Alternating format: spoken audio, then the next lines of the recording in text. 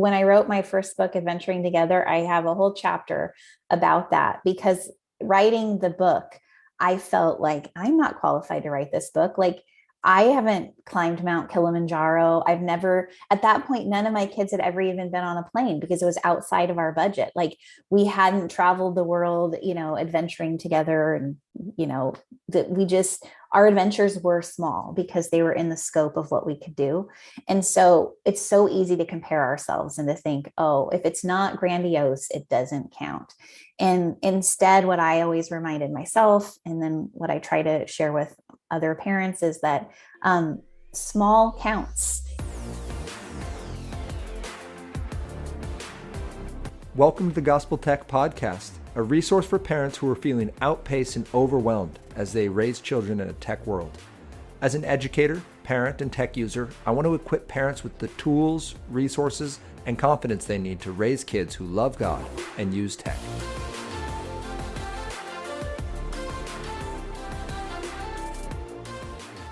Hello, everyone, and welcome to the Gospel Tech Podcast. My name is Nathan Sutherland, and this podcast is dedicated to helping families love God and use tech. Today, we have with us Greta Eskridge. Welcome, Greta. Thanks for having me. I'm super excited to be here. Oh, man, it's great to have you back. So everyone, quick introduction. Greta is mom of four, a fantastic just voice for homeschooling and occasional sourdough extraordinaire. But she's on social media at Mom Pa Modern, fighting for families when it comes to the topic of pornography, about giving practical insights and encouragement for porn resilient kids. And then she's also a professional speaker, author of 100 Days of Adventure, and coming back to the podcast after like 90 some odd episodes later. So super excited to have you on today, Greta. Thank you again for being here. Man, I guess just as way of introduction, would you tell us a little bit? I kind of did the 10,000 foot intro. Would you tell us a little bit about yourself, where you're coming from? And what's going on with your work and life? Okay. You did a great intro. I'll add a few more details. I live in Southern California. And I've been here my whole life, so I've never driven in snow. I'm used to living close to the beach, and we have an avocado tree in our backyard. Those are the things that make up for a lot of traffic and, gas that is higher than anywhere else right now. It's almost too soon to mention gas right now. What are you guys paying California for gas right now? The cheapest I found the other day was $5.65. That's incredible. For the cheapest gas. The premium is over $6 at the cheap place. So, but gas is always expensive here. So, but that seems a little high. But again, California, I can grow avocados in my backyard. So that is a good part. See, we don't have that. I still get 9 months of rain and I'm paying like $5 for gas a gallon. And I'm like, it's not adding up. And not only that, now my friends who have electric vehicles are going to be just absolutely unbearable. Oh yeah. They were already like, we're amazing and our cars are incredible. Yeah. And now they're like, oh, you're paying $5 a gallon. That's too bad. My friends. Yeah. We have a big van that is awesome for adventures, but it's less awesome when we have to fill up the tank. Yeah, right. Like this is real. And speaking of adventures, you wrote a book all on adventures. So yeah. I was thinking we could kind of run through some of your amazeness that you've been doing the last couple of years, bring people up to speed on just kind of where you've been. You take your van on adventures. You wrote a book, which is just called, 100. Work for it. I wrote it down and now I've lost 100 Days of Adventure. That's my second book. My first book came out July of 2020. So it was really fun to release a book all about adventurings at the height of the pandemic when everyone wasn't leaving their house. It was an adventure to write my book and release it about adventure. But that book is all about helping parents connect with their kids through adventure. I always say that connection is the goal and adventure is the vehicle. So your method of connection can be different, but for our family, adventure has been a wonderful vehicle to get us to the goal of adventure. Get us to the goal of connection. Yeah. And then my second book comes out next month, and it's called 100 Days of Adventure. And it's a book for kids, which was just a dream come true because I've been a reader since I can remember and always dreamed of writing books for kids. So to be able to write 100 different adventures to inspire kids to get out and experience the real world and to make connections with books and nature and art and cooking and friends and family. That's what I want to encourage kids and families to do, because there are so many things now in the last 2 years more than ever that are tying us to screens and to digital connections, which that is not always a bad thing, but we definitely need to balance it by getting out and making, face-to-face connections with the beautiful world that God's given us. Yeah, it's that easy default, right? Like it's always available. So do I need to make that effort? Ann and I actually just had this conversation recently about what I call type 2 fun. Like fun you have to work at. Yes. Right? Like and that easy fun, it can be so rewarding and amazing to have. I mean, right now we're podcasting together, right, and that's incredible.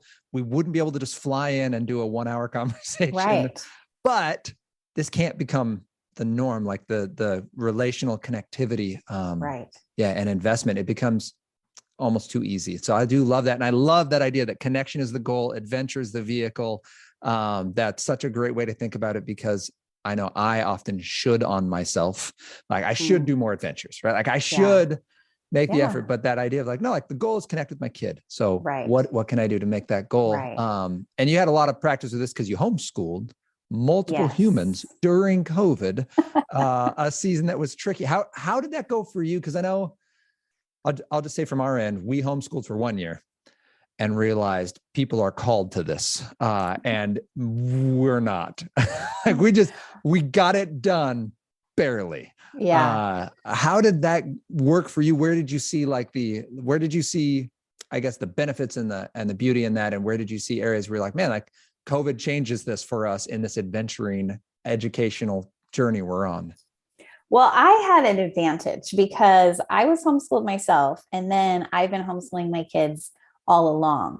So I wasn't thrust into homeschooling like so many people were. And so for us, COVID shifted things in the sense that my kids' in-person activities like scouting or church activities or art classes, those things were, for a time, weren't in person anymore. And so that was difficult because, I mean, like all of the kids, we want that personal time, that face-to-face connection. And so, my kids were like, we're doing Zoom class and Boy Scouts. We're doing art class over Zoom and Boy Scouts over Zoom. This Everyone is make not a fire. the same. They literally, my son had to he planned a virtual camp out, and all the kids camped out in their backyard. And then they would come together on Zoom, and they did what they had to do. Right. But it was not the same as the real thing. Right. Yeah. So that part of homeschooling was hard for us. It shifted.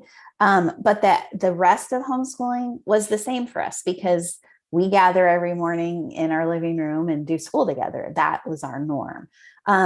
And so like I say, I had an advantage. It wasn't like, whoa, this is a huge shift for my whole family. It was like, yeah, this is our norm. And it definitely gave me a lot of compassion for anybody who was just like, wait, how do we do this? All of a sudden, I'm doing a radical shift. It would be like for me, after homeschooling my kids for 12 years, like, oh, tomorrow you're putting all your kids in school, go. And I'd be like, why? I don't know how to get everybody on the bus and make my children wake up at a decent hour. Like, I can't do it, So I had compassion for folks like you who are like, what are we doing? Yeah, there were parts we absolutely loved. We also learned very quickly that certain of our young humans need other adult voices. We certainly, as I've mentioned previously, we have a surly elementary student who is basically already a middle schooler at heart. And we're like, you're going to hear from other adults now. This is going to be a great opportunity for you, son. Yes. And in that, kind of journeying with families, feeling compassion for them. Yeah. Your conversations in kind of the Greta fights porn arena of really bringing this conversation to the forefront. And you do an amazing job of having a loving conversation. And we will get into that later in this. But I guess with COVID, like what inroads did you have to have this discussion with families? Well, I think, it's really important after you go through something challenging to look back and say, okay, what came out of that was good? Did anything good come out of it? And sometimes it can be hard to identify those. But for me, one of the things that I identified as a positive that came out of COVID is that so many parents sort of their eyes were open and they realized like, wow, my kid's spending a lot of time on screens and I need to deal with the fact that they have been exposed or could be exposed to something that I don't want them to see. What do I do with that? And so before, parents might have been able to not really realize or acknowledge that their kids could be exposed to damaging content, or maybe they really didn't even ever think about it. But now, as they're watching their kid on a screen for hours every day, you can't escape that reality. Like, oh, my kid has already been exposed or could be exposed to something like pornography, and I've got to do something about it. So that was a real benefit, I think, that came out of COVID and just all the stirring up that it did, is it allowed parents to be open to a conversation that they might not have been open to before because they either didn't want to face it or never even thought about it in the first place. Yeah. And that's very true, right? A lot of us we got to see the way the sausage was made in the education process. So a lot of parents sitting on like the Zoom calls being like, now what are we doing? How is this going? This is what you're doing all day, buddy. From high school all the way down to lower elementary. I know I heard from a lot of parents who were asking questions on like, is this normal to what's happening right now, or what my kid is interested in, or he's getting invited to like do these digital hangouts, like what are they doing on this social media platform? Or those were really big conversations. And then like the reality of, oh, that's right, like that's the same internet they're using to do this school project or to do this whatever or just see their friends. Thank you for their social connections. Yeah. That's the same internet that can also be a portal to pornography. Exactly. Yeah. And that's the trip. So I'm going to flip our order because I had sent you, hey, we're going to talk adventure first, but I feel like need to address this now that we're in. So when we're talking pornography, I guess what one thing, this is a huge subject, when I talk to parents about it, or they come to me and say, hey, we have a run-in or we're worried that this is something our kids could be exposed to. It's a huge topic. And I can't just send them off to the interwebs and be like, go find your answers. And most of the books on it are very intimidating and terrifying and often hard to read. Yeah. What one thing, if you could just pick one, what one thing do you want parents to know when they're beginning this conversation? I want them to know that they need to give their kids a plan for what to do when they encounter pornography. And it doesn't have to be scary or overwhelming. It can be really simple, but they need to give their kids a plan. How will they respond?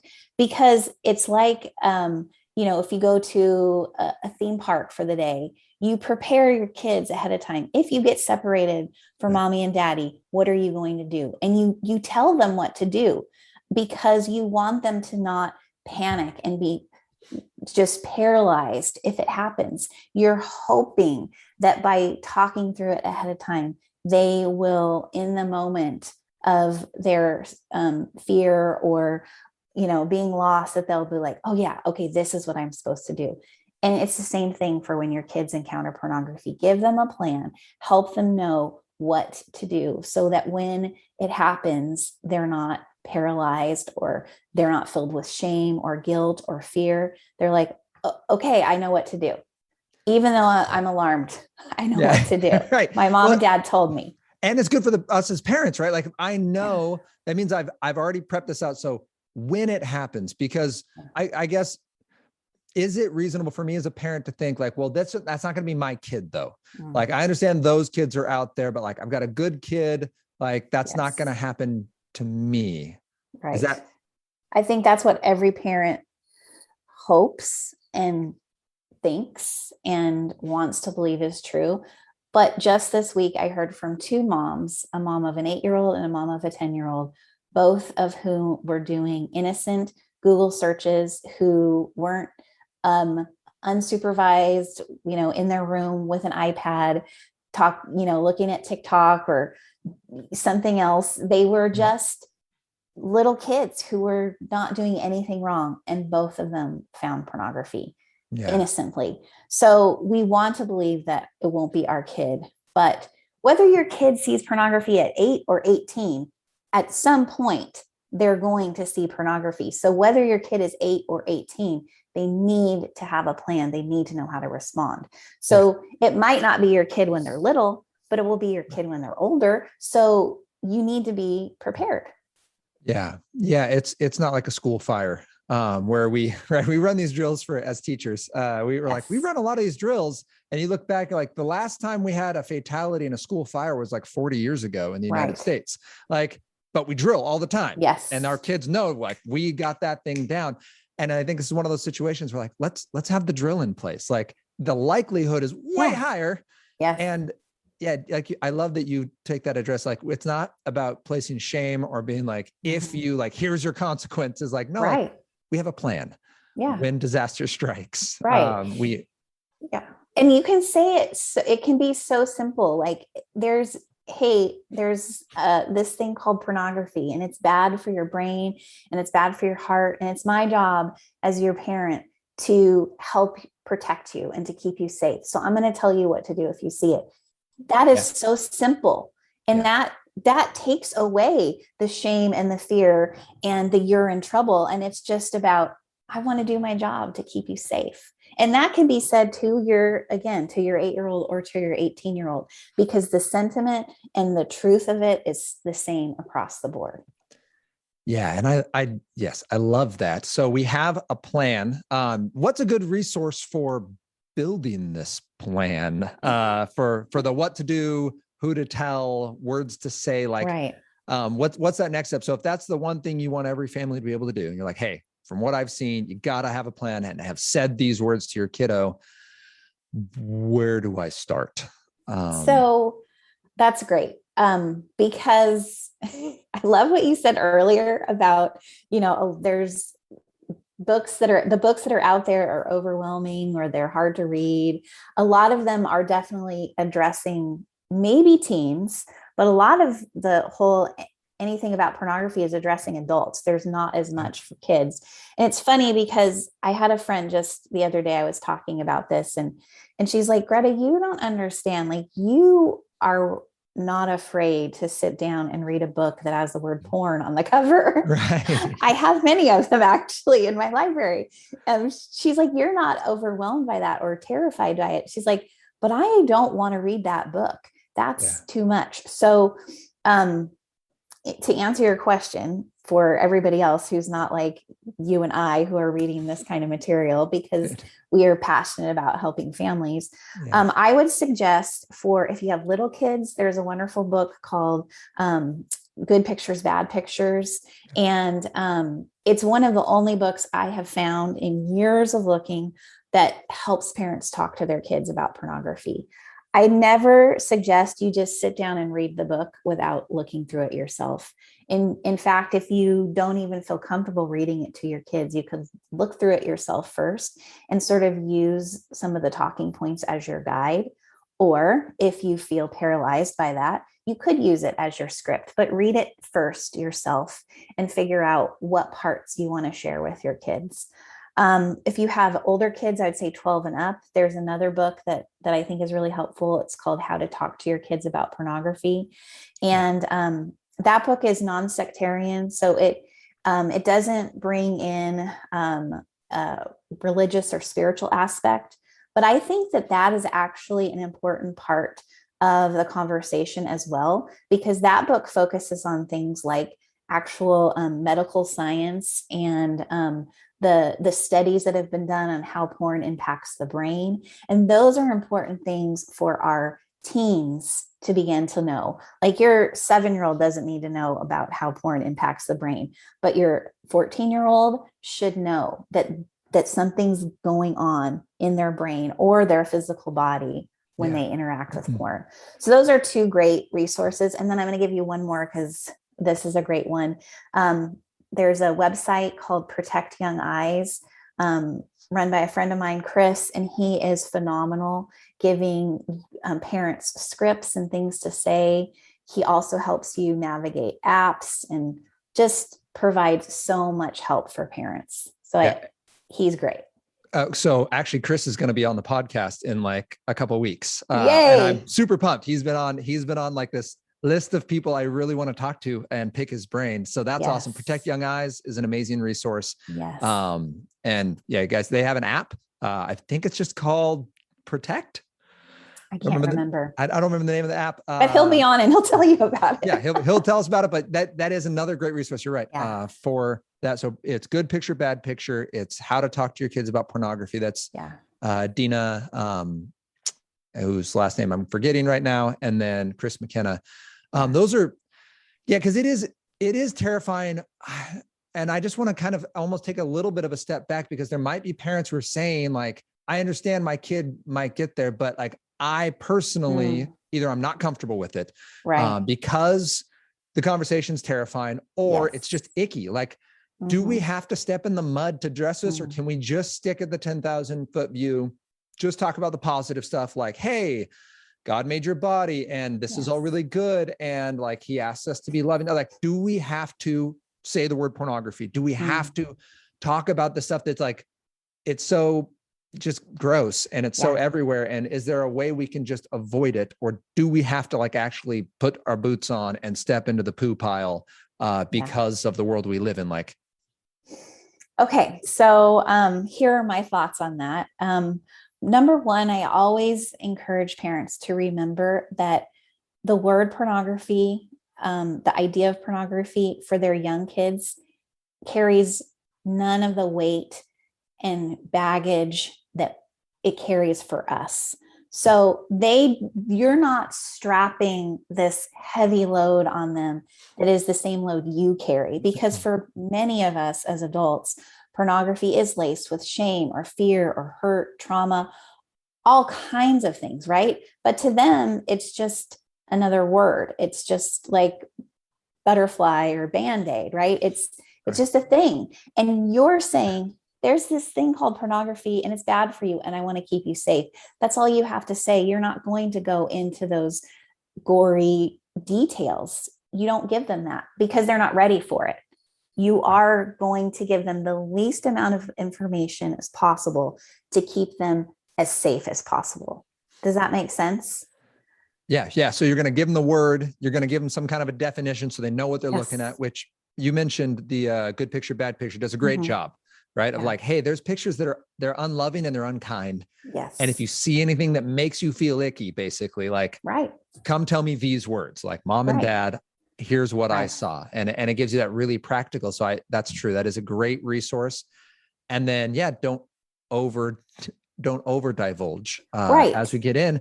And you just brought up a great point. Let's say, because pornography at this point, like when I was growing up, pornography it was a magazine or a movie.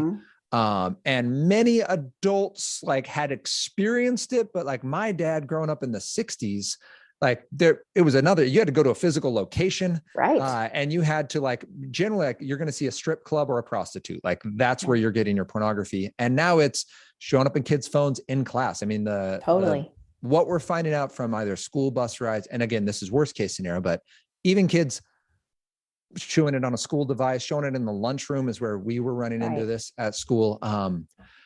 Having our kids know that, but then we have this level of shame with it. And I guess that's you have this double part, right? So how do we address it when they are exposed? Or if they're super interested into it and they're deep down the rabbit hole of looking this up on their own and they're pursuing that because they're curious or because they're interested or because they're compulsively using that to self-medicate.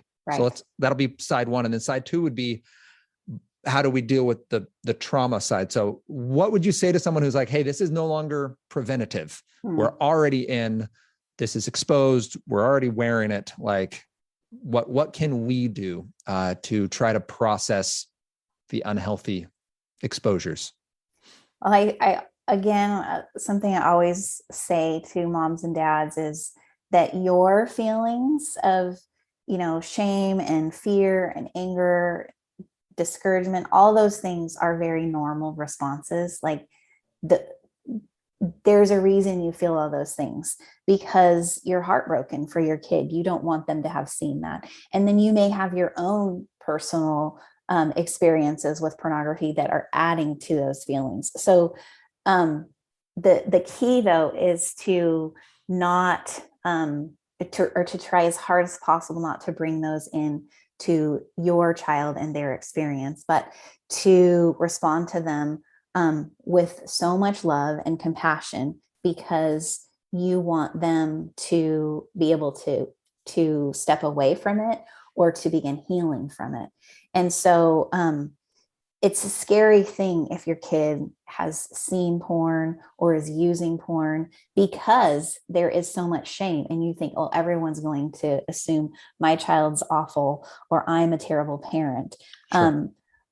But I think if we can instead, as parents, band together and say, look, this is what all of our kids are facing, and we can all encourage each other and be on each other's team and say, I'm so sorry that happened to your kid. It also happened to my kid, or it might happen to my kid. Tell me what you're doing. How can I help you? If that can be our posture, that is going to go a long way in helping parents who are helping their kids deal with pornography exposure or pornography use. Yeah. And that's what we need to have. Right. And this is, I think, in the church, an area that we are still lacking, where we allow almost pornography to define the individual. Like, oh, that person is a porn user or a porn, former porn addict or whatever. Like, whereas like, no, like that person is loved by God. Like they are processing this sin, which is the same as anger and greed and any other, like this is lust. And we're dealing with it like we've never dealt with it before. But like at the end of the day, like that person's identity is in Christ if they're a believer. And that in that new identity, like they might still be processing their journey, but they need us to come around them, and they need us to help them find their steps and process forward. And parents are really powerful in that. That is really true and encouraging, which brings us to the second part of, and this is a question that I've had. I don't know what kind of resources you have on this, but I would love to ping this by you. I have had people approach me and say, okay, it's not just my kid is like looking at pornography. Like we have someone in our life who's either processing sexual abuse or trafficking, or they have a trauma in their life that is beyond the, hey, we're running into unhealthy websites. Like this is that next tier, like laws are being broken, physical health is at risk. And then they come asking for a resource. And I'm like, what would you say to someone who either is an adult who hasn't processed and now they're trying to address this with their kid, and they're like, I can't look my kid in the eyes and talk about this because I haven't talked to anyone about this. So what do we say to those? And then what do we talk to families who maybe find out, hey, more than just pornography is going on in my kid's life? How do we help them address those sorts of conflicts? Well, I'm glad you're keeping it so light today. I know. I was like, we should probably do this first because I don't want to end on this. No, those are such important conversations, and there's a lot there. So I'll try to give help as best I can. And really, I think, of course, if someone is in danger, like because of an issue with like a predator online, those things are happening to kids, even to adults. Then you have to get law enforcement involved. You can't ignore that. That is a big deal, because people are arranging to, they are sending child sexual abuse material over the internet to kids, right? They're sending pornography to kids, and that is against the law and it's dangerous. Or they're forming relationships online with kids and saying, let's meet up. your child is in danger. You have to deal with that swiftly and with professionals who will help your kids stay safe. If it hasn't escalated to that level, and I pray, of course, that it hasn't, you or your child, whoever is dealing with the issue with pornography, you need to get counseling, therapy, speak to somebody who has knowledge about this subject. And there are actually so many places that offer this kind of help. And so I'm going to give you a website. It's Fight for Love Ministries. And her resource page, her name is Rosie McKenna. She's written a book called Fight for Love, and her ministry is really to help the wives of men who are addicted to porn. But on her website, she has one of the best resources guides I've seen for not just wives, but also men and women who are addicted to pornography or who are sex addicts, but also help for kids. And so she has links to websites of counselors and organizations that can provide help, can get you connected with somebody. And so that's where I send people right away. I'm like, this is the place where you will find help. So that's what you've got to do. You've got to say, I need help.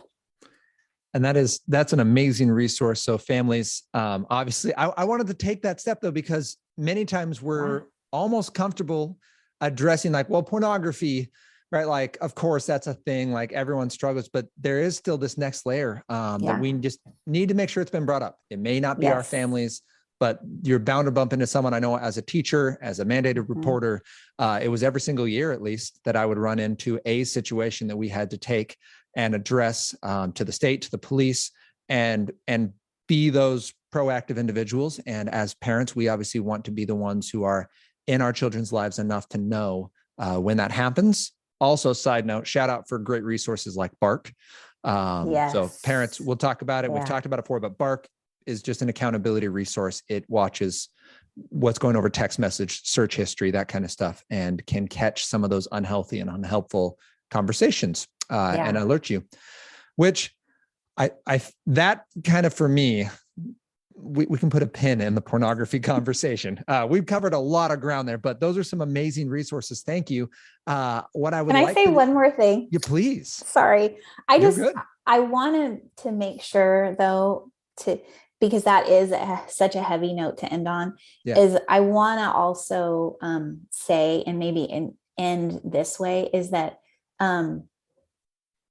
we are not without hope, right? It feels like when we have the conversation about pornography, every time I speak to parents, I'll look in the audience and the parents look shell-shocked. They're like, I don't want to face this. I don't want this to be the reality of the world my kids are growing up in. And I want to say, and I do say every time I speak to those parents, is just because this is happening, it doesn't mean it's the end for our kids. And this is the trajectory of their whole life. In fact, we have the opportunity as parents, by stepping in and being proactive and helping our kids be porn resilient. I love that term that you use.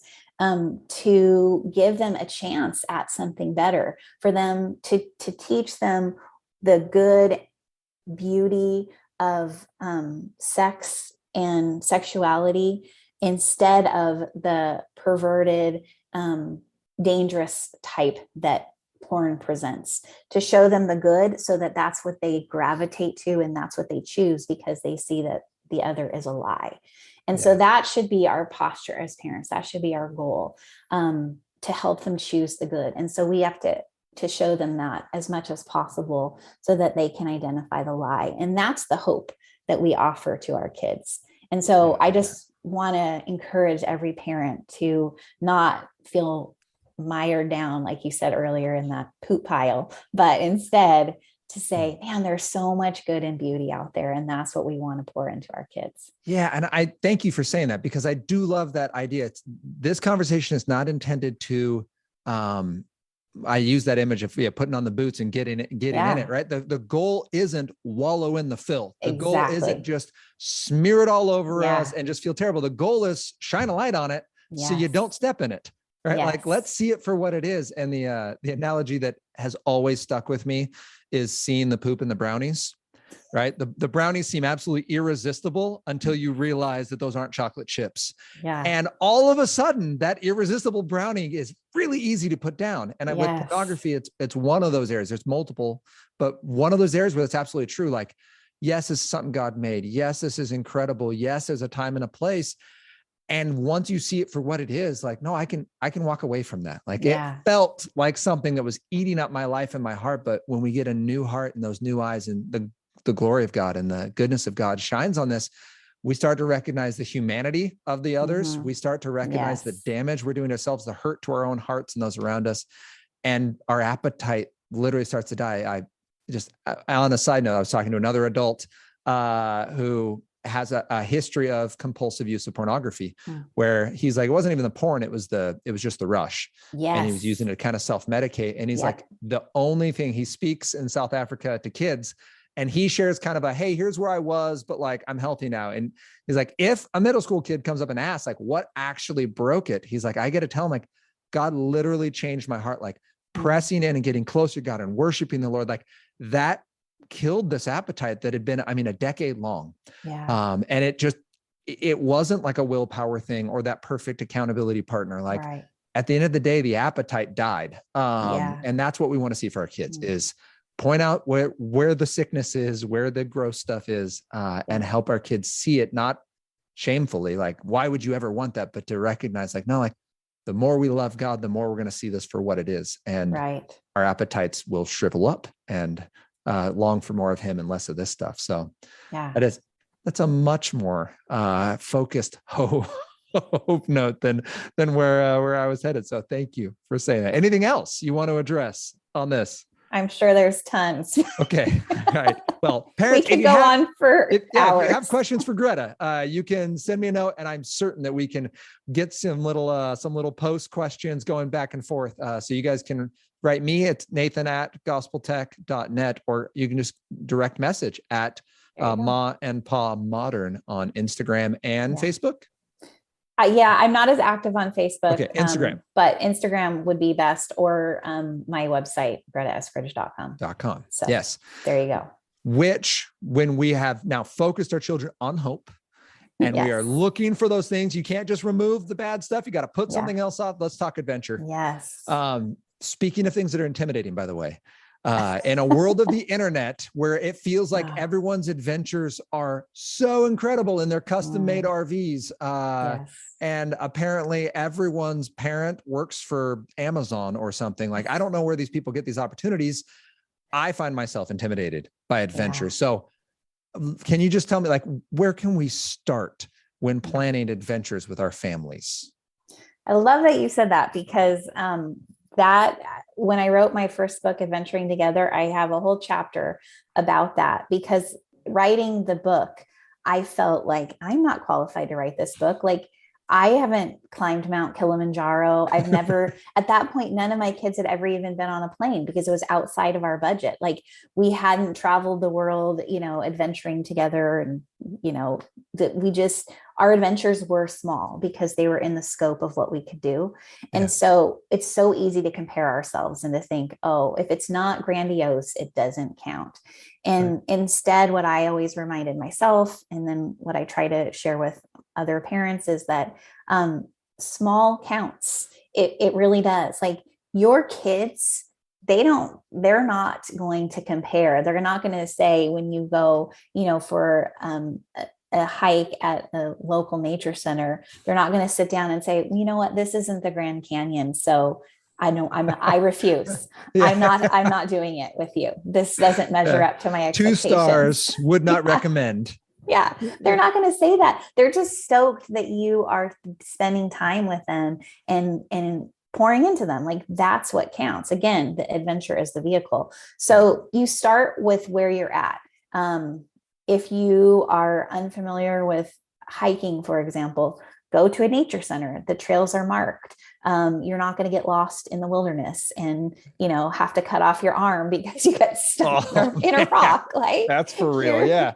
You're going to just stay on the marked trails, and there's going to be bathrooms. Nobody's going to have to pee in the woods. Like, it's doable. Start with where you're at and what pushes you a tiny bit out of your comfort zone, but not so far that you're terrified and paralyzed.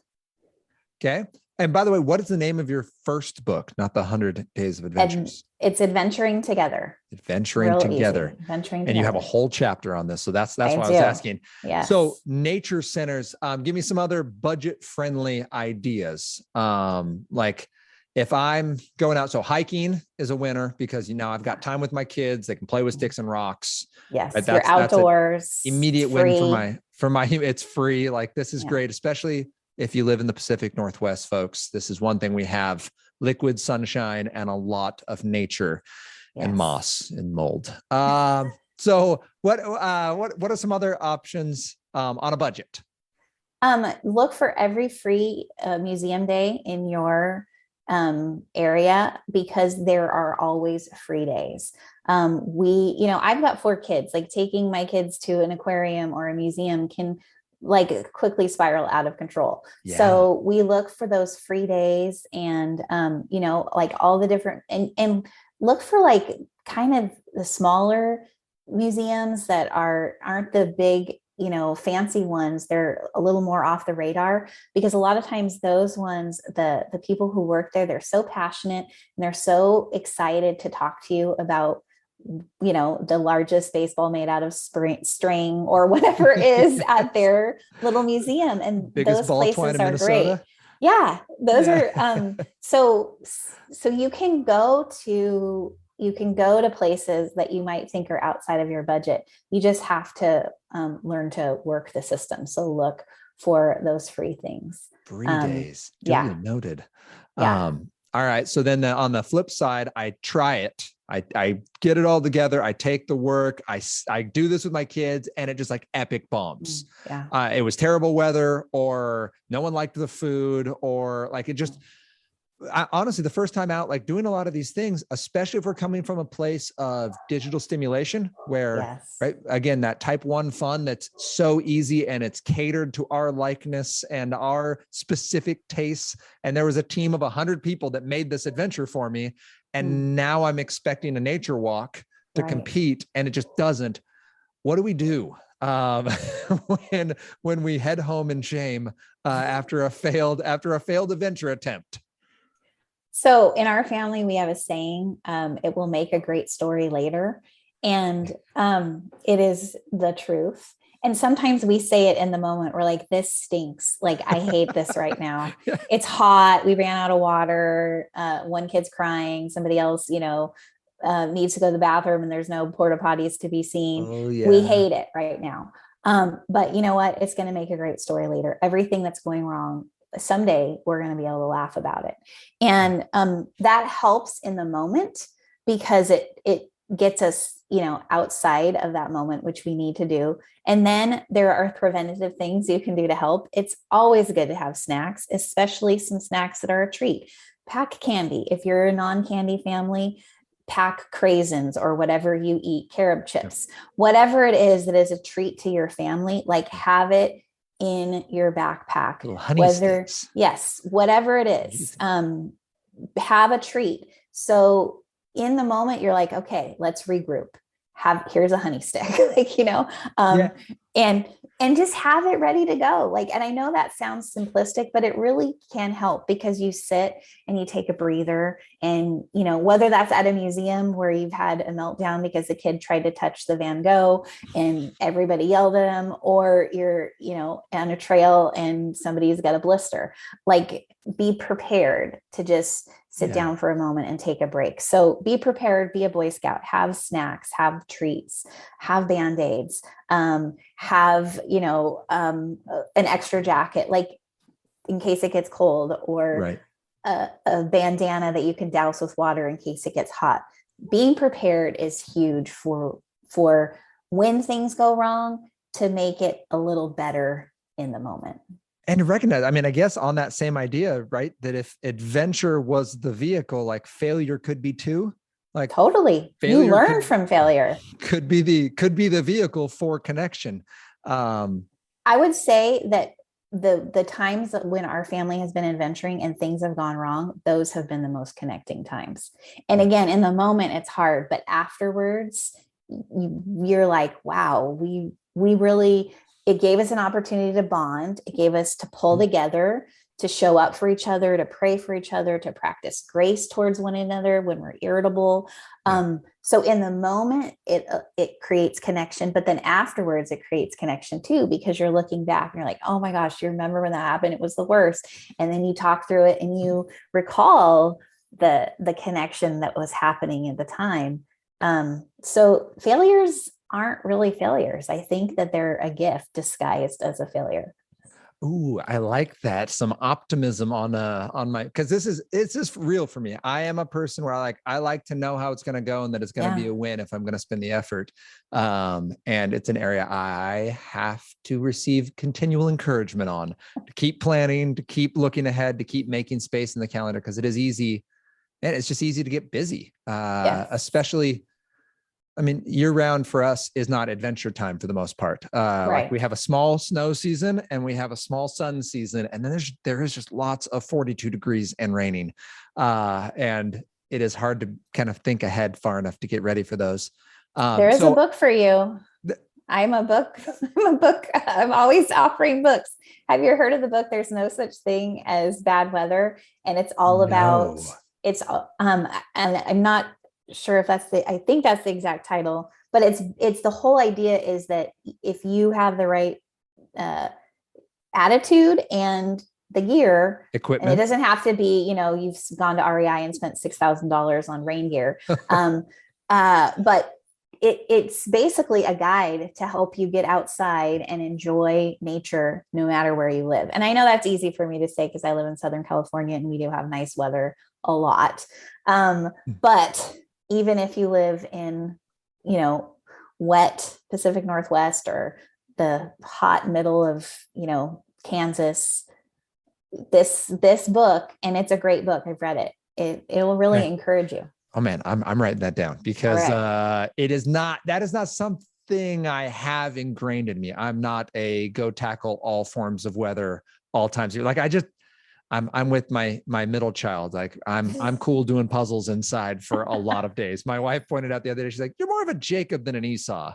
Like you don't grow a lot of facial hair. You're pretty cool, just like baking pies. Like I'm like, yeah, it's true.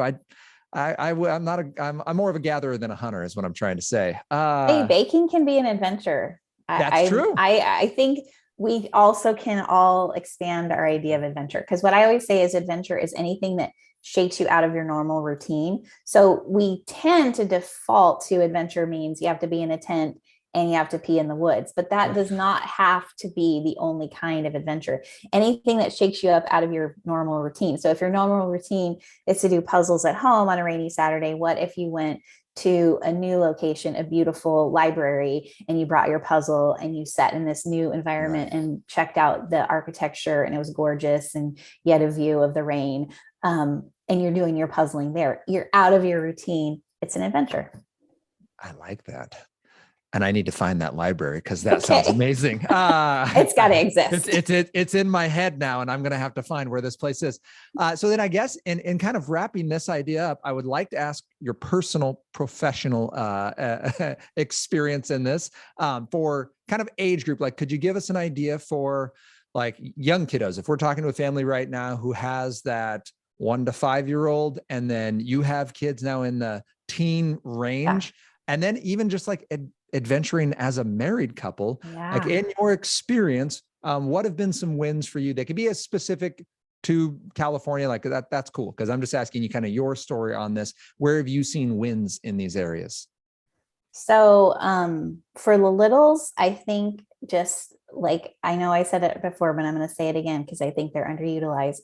Nature centers. Every town has them, or you've got a town nearby, and they often have like a little, a room or a building with like puppets and interactive things that your kids are going to love. And then they're going to get excited to get out on that paved or marked trail. So you don't have to worry about losing anybody in the wilderness. Right. Go take your little ones there. They're going to love it. And you're going to feel comfortable getting them out there. For the older kids, like teens, I think it's so incredible to let them push you a little. My husband joined my two older sons last summer, and they paddled 60 miles through the swamps of Louisiana. He did not want to go. He was Saw some like, Crocs and this mosquitoes. sounds, he did. And he's like, that sounds like the worst 8 days I could imagine. Like, I have no interest in this. But Planned he this. wanted, they did it with their scouting troop. Oh my But he goodness. wanted to connect with the boys. And he went, and they had the best time ever. So they pushed him. They pushed him outside of their comfort zone. And that is the gift of teens, is letting them push you to do things that maybe you are a little older and a little more comfortable, and you're like, that doesn't sound so fun, but they're young and full of life, and they're like, let's try it. Join them.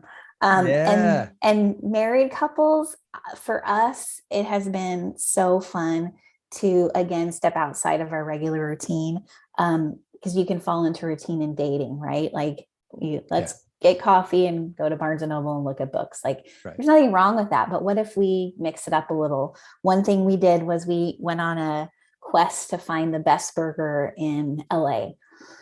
We live close to LA. So we would research and be like, okay, I researched this place is supposed to have amazing burgers. Let's try it. And we would, try that particular place. And the next week we would find another one. And it was really fun. Oh, it was simple, but it gave us a quest. It gave us something to shake up our regular routine. Yeah, that's awesome. I love that idea. Just pick your food, right? Right. And be like, this is going to be our thing, and we're gonna rank them at the end of a month or whatever, whatever it be. That's a really fun idea, and I love just kind of that picture you're painting of what an adventure can be. That it doesn't have to be grandiose. It doesn't have to look good on Instagram. It has to be the vehicle for adventure, or adventure as a vehicle for those connections and that relationship, which lays the groundwork for showing the gospel, for talking about pornography and getting that rapport where your kid knows that you're safe. I love how those there's a symbiotic relationship between those. Yes. Thank you for getting that. Because people are always so confused. They're like, Greta, I don't understand fighting porn and chasing adventure. What? Like, where does this match? But it's the relationship, because building a relationship with our kids allows space to have difficult conversations and to be the safe place for them to land no matter what happens. And that doesn't happen if we don't have relationships. So we need the relationship. And I just thank you for getting it. Well, thank you for making it's clear when talking to you. Like, that's a very clear transition. And I think I would even go a step further and just say that it really models, like what you're talking about would model for our kids what a healthy relationship looks like, right? Like, the smell test is going to be so much more sensitive when they bump into something unhealthy. And they're like, I don't actually know what that is. Like, it may not be pornography for that matter. Like, it may just be an unhealthy person, right? As Chris McKenna would say, a tricky person, like someone who's just, they're like, something's off and I don't know what. And I don't have any words or life experience to put this in, but I can feel that this isn't what my mom and dad gave me, right? This isn't what I've experienced. This isn't loving. It's not healthful. And like, it just, I guess it tunes their radar that much more. And I love that. So I guess on just this subject then, resources for adventures, as far as you mentioned the book, No Such Thing as Bad Weather. So I'm putting that on the list. We've got your Adventuring Together and the upcoming book. When does your new book drop? April 12th. I think that's the date. It's very soon. That's actually going to be very soon to when this comes out. Yay. The shipping delays, that's a real issue right now. So it's moved a couple times, but right now, April 12th is our date. Okay. And that's 100 adventures. And that's the child focused adventure book. Awesome. Are there any others you'd like to put on a list for parents who are kind of stepping out into this adventuring world with their fams? There's a wonderful resource, a whole group, I guess you could call 1,000 Hours Outside is the name. And my friend Jenny spearheads it. And it's such an encouraging place to invite parents and kids to spend more time outside, connecting with nature and connecting with each other. And I can't say enough good stuff about it. So that's another Awesome. great Okay. place to be inspired.